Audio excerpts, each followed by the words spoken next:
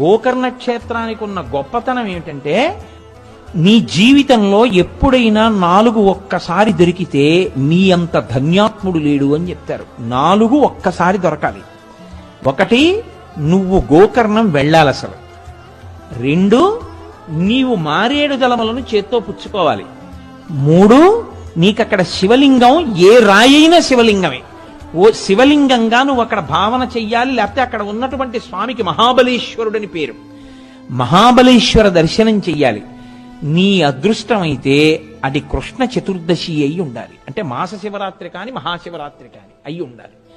ఈ 4 కానీ ఎప్పుడైనా జీవితంలో దొరికితే వాడు ఈ మారేడు దళాన్ని గోకర్ణంలో ఒక రాయి మీద వేసినా వాడు మోక్షాన్ని పొందేస్తాడు. గోకర్ణ క్షేత్రానికి ఉన్న గొప్పతనం ఏమిటంటే, నీ జీవితంలో ఎప్పుడైనా 4 ఒక్కసారి దొరికితే